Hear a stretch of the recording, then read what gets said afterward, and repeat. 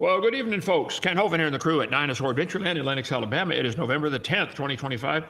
Joseph's been putting up shorts for people to watch on all our channels. He just did one about where Aaron Ross said nobody believes we came from a rock. That's going to be hilarious. Look on that one. Spread that around to everybody, okay? Yes, you do believe you came from a rock if you believe in evolution. Okay, tonight will be in Ecclesiastes, chapter 8, dead center in the Bible, book of Psalms. Got Job, Psalms, Proverbs, Ecclesiastes. We're on a bunch of channels. Finally got over 200,000 on Facebook. Thank you. Tell your friends about us. Rumble, 10,000. Let's see, X, 2,200. Our own app, if you want to get on that, or Instagram, over 7,000 now, and 79,000 on TikTok. That adds up to a whole bunch, brother. Yeah, about 400, let's see, about 300,000. Please tell people about it. We want to win the world to Christ, okay? Let's see, November we did that already. The singing group. Tonight, the 10th, Ecclesiastes 8. Tomorrow night, Veterans Day. I'm going to be on another show at 7 o'clock, right? On broadcast here too, right? Yes. Yeah, okay. My dad was a vet, World War II, only survivor of his platoon, Marine Sergeant. So I got a whole bunch of stuff ready on that in case we have a glitch there. I'm excited about veterans. We love veterans. Come on down to Dinosaur Adventureland. We let them fish here. And the police, we let them fish. Everybody else, no. We're going to pay a bunch of money for fish just to give it away, right? Joseph, let them buy their own. Thanksgiving, come join us for Thanksgiving or Christmas.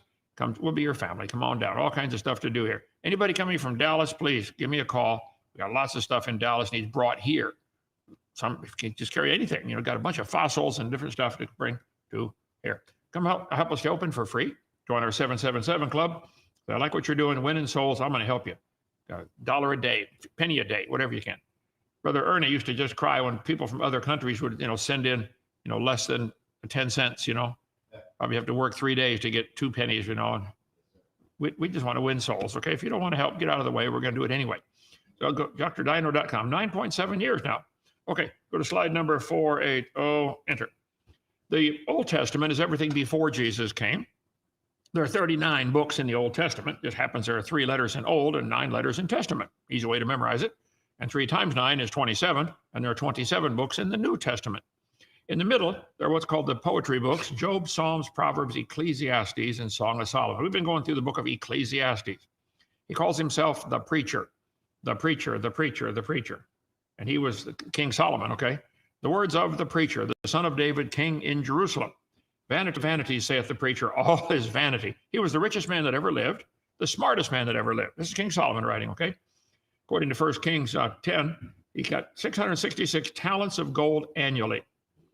That's about 25 tons or $4.7 million a day. If you can't live on that, you're living too high on the hog, okay? He had 700 wives, princesses, and 300 concubines, and his wives turned away his heart. Sad thing. Solomon loved the Lord. In Gibeon, the Lord appeared to Solomon and said, what do you want? I'll give you one wish. Give thy servant an understanding heart. Lord, give me wisdom, okay? To understand, because I'm going to be the judge of all your people. Help me have wisdom to know what's right and wrong. And the speech pleased the Lord. And the Lord said, I've done according to thy words. I've given thee a wise and understanding heart, though there were none like thee before thee, neither after thee shall arise any unto thee. So Solomon became the smartest man ever to live. He wrote most of the book of Proverbs and the book of Ecclesiastes, and another one called the Song of Solomon. We'll get into that someday. God said, I've also given thee that which thou didst not ask, riches, honor. There shall not be among the kings like unto thee all thy days. So Solomon was building his own house 13 years, and he finished his house. He had the biggest and fanciest house in the world. Had plenty of money, everything you could ask for. And his wives turned away his heart. The fanciest throne of anybody ever. Nobody had a throne like King Solomon. He had 1,400 chariots, 12,000 horsemen, had his own private army, had more money, more women, more wisdom, more honor, his own personal army, the biggest house. Did all that satisfy? No. He writes the book of Ecclesiastes, the words of the preacher, son of David, vanity of vanities, all is vanity. Keep in mind, the whole book of Ecclesiastes is written from man's perspective, the wisest man, looking at life, looking at the world under the sun. This is not the way God sees things, and he tells us that clearly. Be careful about getting any Bible doctrine. From man's perspective, a dog dies, a man dies, they go to the grave. Jehovah's Witnesses jump on that and say, see, you go to the grave. No, Jehovah's Witness, read the whole book. It's the Solomon's wisdom without God, okay? It's true, Solomon said it. And God had it recorded and preserved perfectly. But what he said may not be true. The Bible accurately records the lies of the devil. It's true the devil said it, but it ain't true what he said, okay? So don't be careful about this. Under the sun, found 29 times in the Bible, all of them in the book of Ecclesiastes. Under the sun, it's man's perspective. Okay, chapter 8 explores the complexities of life, emphasizing the limits of human wisdom. There's a limit. You can't go any further. Solomon, he was the smartest guy. He said, can't go any farther than this. Importance of respecting authority while trusting God's justice. You may not understand what's going on. Maybe you got trouble in your life. I've had plenty in mine. Do you trust God in spite of it? That's what he wants to know. This book, chapter 8, advises obedience to the king's command out of reverence for the oath made before God, cautioning against hasty departure from the king's presence or involvement in evil matters. Be careful about getting involved in dumb stuff, okay? As the king holds absolute authority and will to do as he pleases. A wise person understands there's a proper time and procedure for every matter, even amidst heavy burdens, and you avoid rash decisions. Who is a wise man, and who knoweth the interpretation of a thing? A man's wisdom maketh his face to shine, and the boldness of his face shall be changed. I counsel thee to keep the king's commandment, and that in regard of the oath of God. Be not hasty to go out of his sight. Stand not in an evil thing, for he doeth whatsoever pleaseth him. Be careful about getting the king upset, okay? Where the word of the king is, there is power. And who may say unto him, what doest thou? You don't walk into the king and say, what do you think you're doing? He's king, okay? Whoso keepeth the commandment shall feel no evil thing, and a wise man's heart discerneth both time and judgment. He who keeps a royal command, this is one of the commenters I found, experiences no trouble, for a wise heart knows the proper time and procedure. This verse encourages obedience to authority, suggesting those who follow the king's commandment will avoid harm, as the wise understand both the appropriate timing and the manner for action. Because to every purpose there is a time and judgment. Therefore, the misery of man is great upon him. Commentator, I think it was Matthew Henry. This verse emphasizes that every human endeavor or purpose has a designated time and a corresponding judgment, reflecting the idea that life unfolds within a framework of divine timing and moral accountability. The phrase, to every purpose there is a time and judgment, echoes the sentiment we saw back in chapter 3, which speaks of a time for every activity under heaven. For he knoweth not what shall be, and who can tell him when it shall be? There is no man that hath power over the spirit to retain the spirit. He can't just decide, I'm not dying. If your spirit's leaving, go ahead, try to stop it. Neither hath he power in the day of death.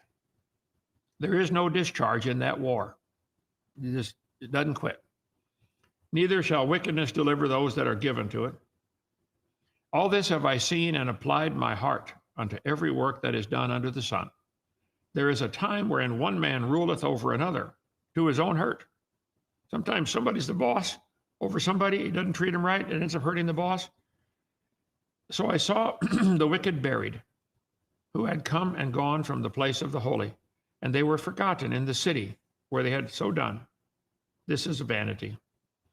Because sentence against an evil work is not executed speedily, therefore the heart of the sons of men is fully set in them to do evil. What a thought. We think, boy, when somebody does something wrong, there ought to be instant punishment. Well, when wrongdoing is not swiftly punished, people become increasingly emboldened to commit further evil. The delay in judgment does not imply God's indifference, but reflects his patience and desire to give people time to repent and turn back. The delay is described as a merciful gift, allowing more time for individuals to overcome sin and grow spiritually. Though a sinner do evil 100 times, and his days be prolonged, yet surely I know that it shall be well with them that fear God, which fear before him. The prolongation of a sinner's life is not a sign of God's approval. It's a reflection of God's patience, allowing time for repentance. Despite the apparent prosperity of the wicked, the author asserts that with certainty that it will ultimately be well for those who fear God. You just serve God, let God worry about the details. But it shall not be well with the wicked, neither shall he prolong his days, which are as a shadow, because he feareth not God. This is vanity, which is done. There is a vanity done upon the earth, that there be just men, unto whom it happeneth according to the work of the wicked. People do right and bad things happen to them. Again, there be wicked men, whom it happeneth according to the work of the righteous.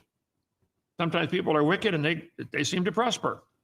Solomon said, this is vanity. Keep in mind, this is Solomon's view under the sun. Then I commended mirth, as laughter, jokes, because a man hath no better thing under the sun than to eat, drink, and be merry. For that shall abide with him of his labor that all the days of his life, which God giveth him under the sun. When I applied mine heart to know wisdom, and to see the business that is done upon the earth, for that also that there is neither day nor night, for also there is that neither day nor night shall see us sleep. They just work all the time. So he said, I saw the wisdom of the business that is done. Some people involved in business, they sacrifice their health to get wealth. They don't get sleep enough. Then I beheld all the work of God, that a man cannot find out the work that is done under the sun. Because though a man labor to seek it out, yet he shall not find it. Yea, further, though a wise man think to know it, yet shall he not be able to find it. See, sometimes we just simply don't know. Why? Are you going to trust God anyway? I've had tragedy in my life, put me in jail for 9 years for no reason, stole everything from me. What about it? What do you do? Oh, trust God. This happened in the book of Job. I used to preach on Job a lot, dinosaurs in the Bible. There was a man in the land of Uz whose name was Job. He was perfect, upright, and he feared God and hated evil. And he had 7 sons and 3 daughters. His substance was great, 7,000 sheep, 3,000 camels, 500 yoke of oxen, 500 she-asses, and a very great household. He was the greatest man of all the men of the East. He was rich. Now, before the flood came, the people lived to be 900, okay? After the flood, they lived to be 400 for a while. Job was probably written during that time. Nobody knows for sure when it was written. But Job had 10 grown children. All of them died. Then he had 10 more children and saw his great-grandchildren from the second batch. I'd say you got to be living a long time to do that, okay? So Job lived 140 years, and this is after the trial, after his testing with Satan. And he saw his sons and his sons' sons, even 4 generations. So the messenger came and said, Job, the Sabians came and they stole all your stuff, and they killed all your servants. The fire of God came and burned up all the sheep, and they stole all the camels. Your sons and daughters were all killed. You can read the chapter. Everything's going wrong.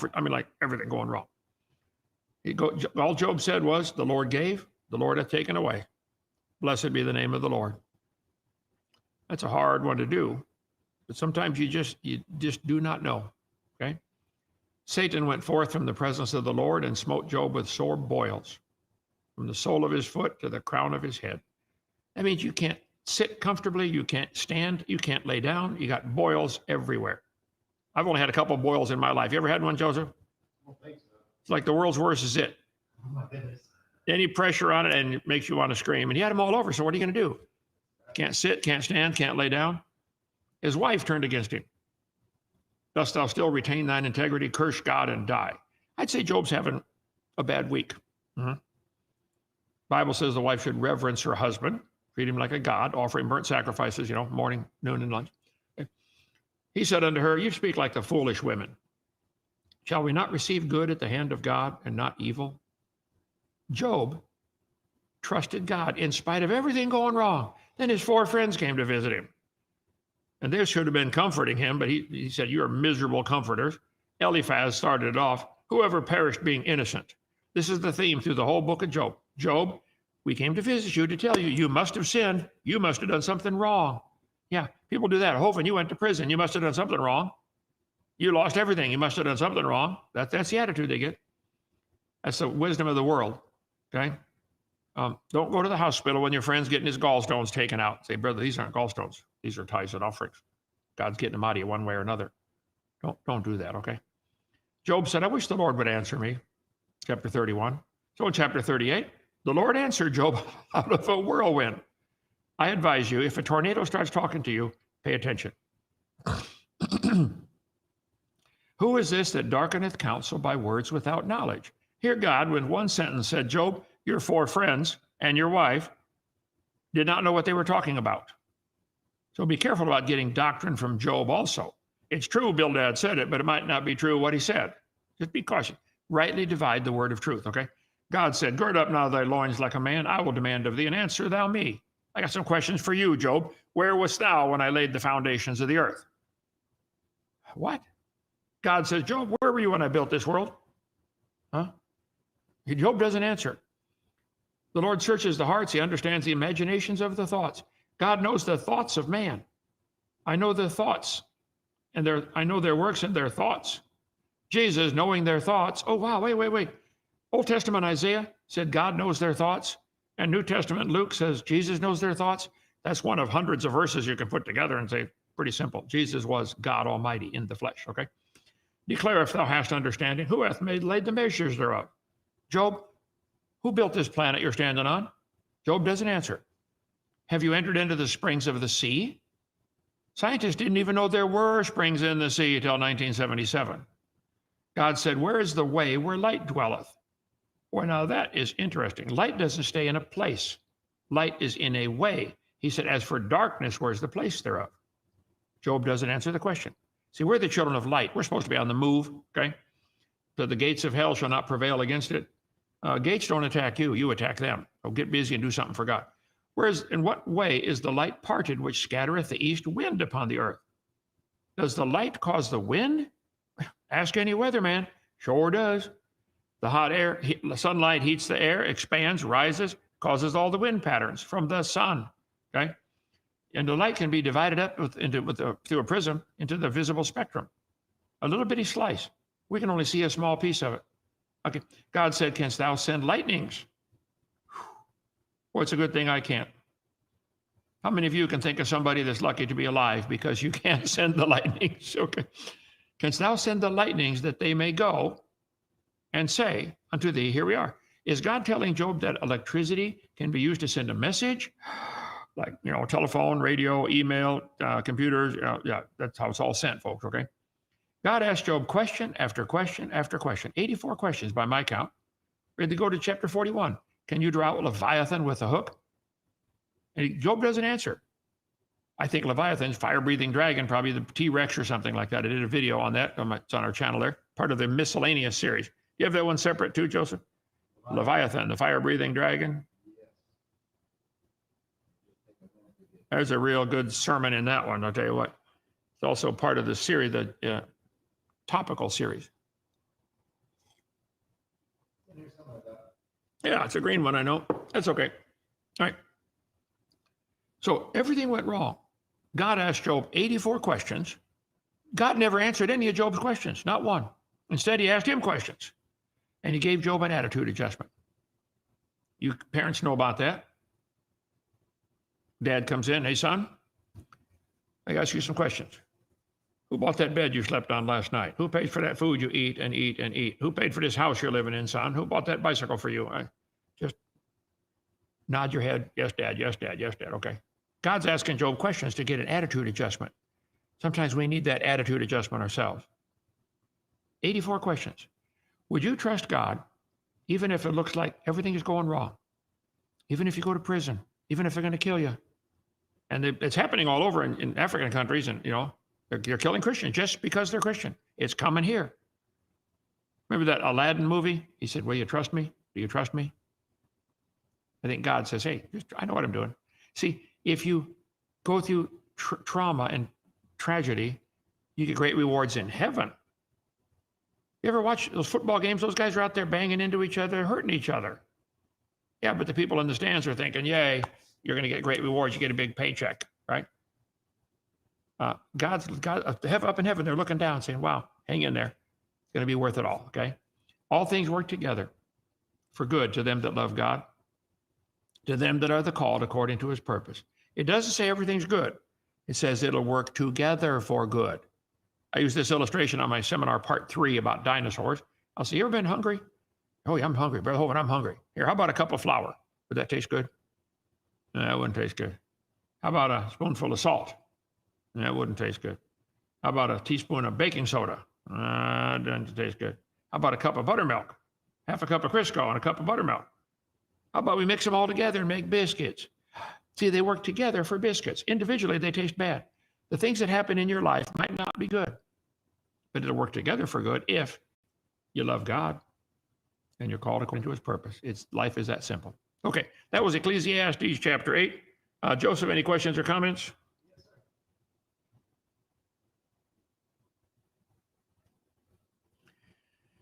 Are the dinosaurs in heaven? I hope so. We know there's some animals that come back on white horses, so I'm assuming heaven's going to have all kinds of cool stuff up there. What's your opinion about India? They should definitely keep it right where it's at. I don't know. Never been there. Don't know much about it. We've had people from India come here. They tried our satellite dishes talking in some of their Indian dialects, and it worked fine. We've tried our satellite dishes talking back and forth in 84 languages. Only one we can't get it to work in is sign language, and Joseph is working on that. Our tech guy, okay? That group from Ocean Springs, Mississippi, that Baptist group, they're in the chat on TikTok. They say, hey, Ocean Springs, Mississippi. I preached. Listen, you got some sinners in Mississippi. You guys, get to work, okay? Do your job over there. Get everybody converted.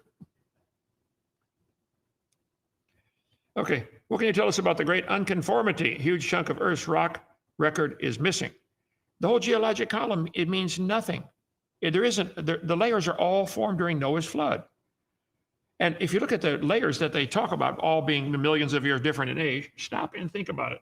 Okay, here, my geologic column out here. Okay. Get a close-up picture of Grand Canyon. Between the layers, there's no erosion, there's no soil built up, there's no tree roots. That layer sat there for millions of years and nothing happened. This is pure baloney. The geologic column does not exist. It's stupid, okay? So if they'll say, oh, well, there's unconformity. There's a whole section of our imaginary chart missing. Well, good. Maybe you ought to stop and think. Your chart's stupid. Didn't happen. There is no geologic column at all, okay? I'll shut this thing off here. Burn my sock off my foot, my little heater. Joseph, is it okay to have thermal underwear on under a Hawaiian shirt? I believe so. Okay. I don't care what's okay or not okay. I'm going to do it, okay?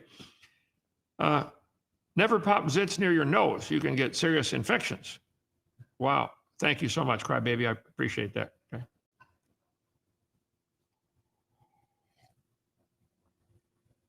What's the origin of evolutionism? That would be the devil.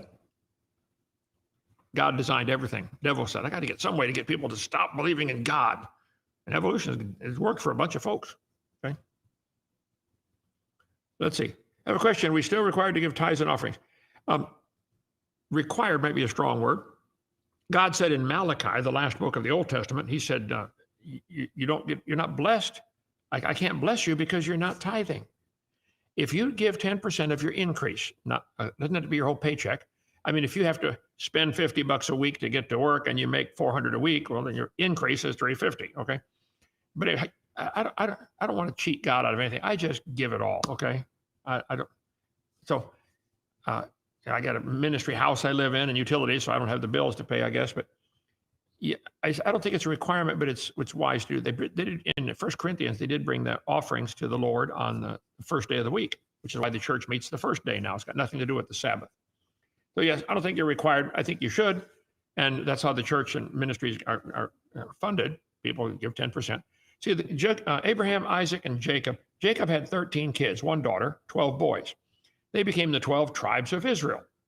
God chose one of those tribes, Levi, to be in charge of all the, take care of the temple, take care of the offerings, read the Bible to the people, make copies of the Bible. They had a full-time job, just ministry work.